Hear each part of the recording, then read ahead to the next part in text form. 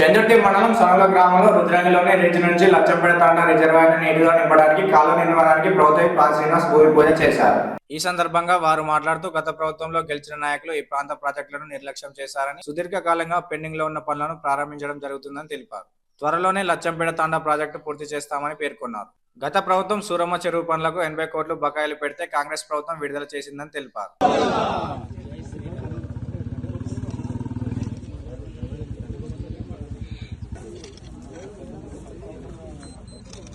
ఎలాంటి ఆటంకం రాకుండా చూసి కాలువ పనులు ప్రాజెక్ట్ పనులు పూర్తి కావాలి. రైతులందరికీ మంచి నేను జై సవాలు మహారాజ్.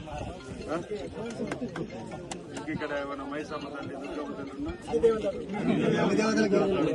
ఎలాంటి ఇబ్బంది లేకుండా పనులు జరగాలి అని చేద్దాం. గోవిందా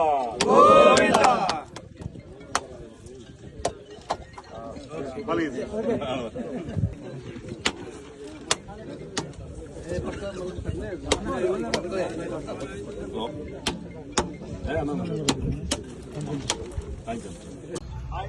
నమస్కారం.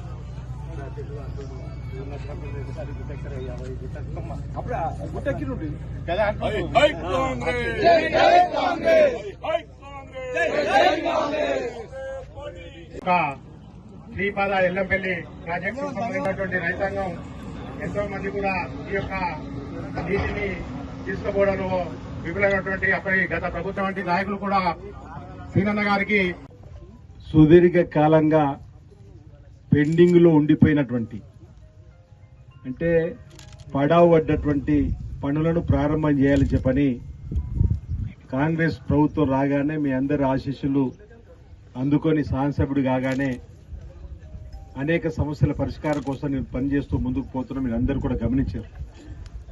ప్రధానంగా మన ప్రాంతానికి శ్రీపాద ఎల్లంపల్లి ప్రాజెక్టు నుండి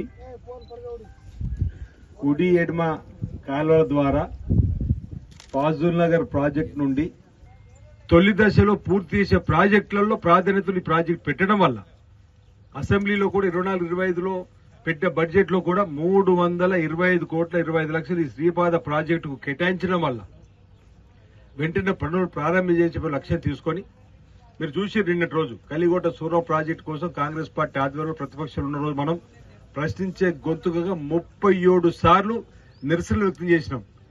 ఎన్నడూ ప్రతి నెల 22 తేదీన యాదృచ్ఛికం నిన్న మళ్ళీ 22 తేదీ వచ్చింది. మనమే పనులు ప్రారంభం చేసినాం.